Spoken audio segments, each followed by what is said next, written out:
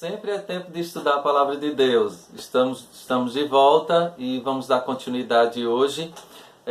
No último vídeo nós terminamos os livros poéticos e hoje vamos dar início aos livros proféticos. Lembrando que são 17 livros proféticos no Antigo Testamento.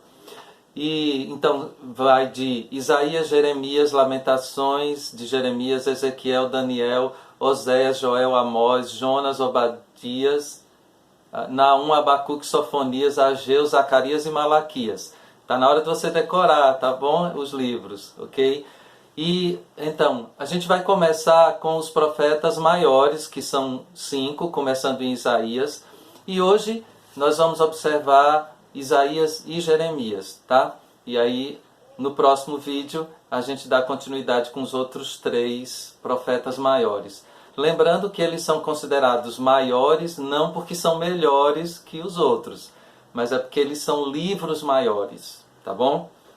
Então, são 17 livros proféticos. O profeta ele tinha um papel muito importante naquele período, porque não havia a palavra de Deus escrita ainda. Então, as pessoas dependiam dessas pessoas, que o povo dependia dessas pessoas que faziam essa intermediação entre Deus e o povo.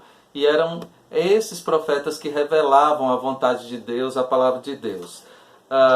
Os livros proféticos, eles ocorrem na mesma época dos livros históricos do Antigo Testamento, tá? Samuel foi o primeiro profeta e a gente tem nesses livros a mensagem de Deus ao povo, ensinando que eles deveriam parar de pecar, que eles seriam espalhados por outras nações.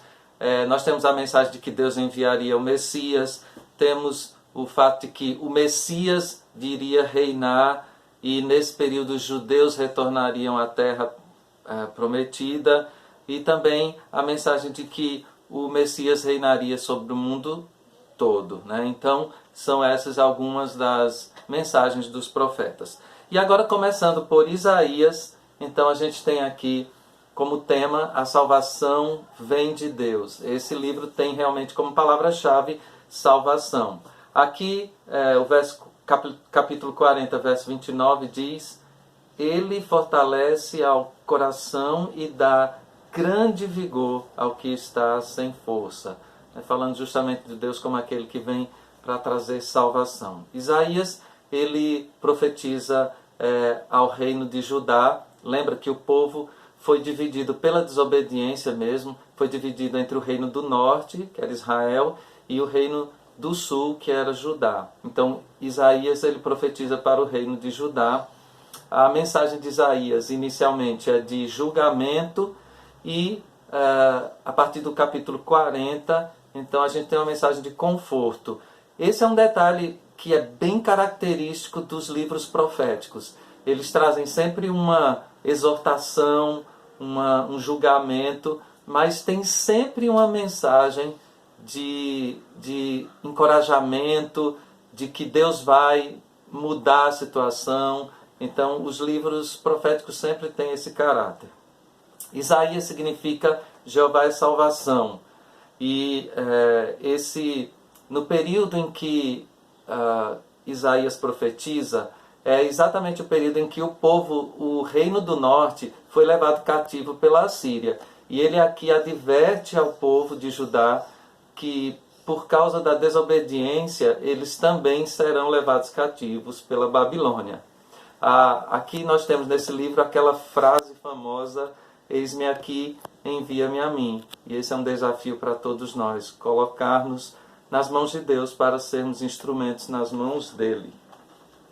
E aí, Jeremias, que significa Jeová estabelece ou envia.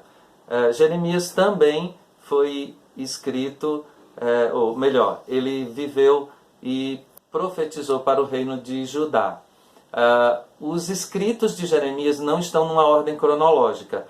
Ele vai falando e em alguns momentos ele lembra de outra situação e ele acaba então incluindo aquela informação naquele momento, e por isso então você não tem uma ordem bem cronológica. Isso torna até o livro um pouco mais difícil de ser interpretado.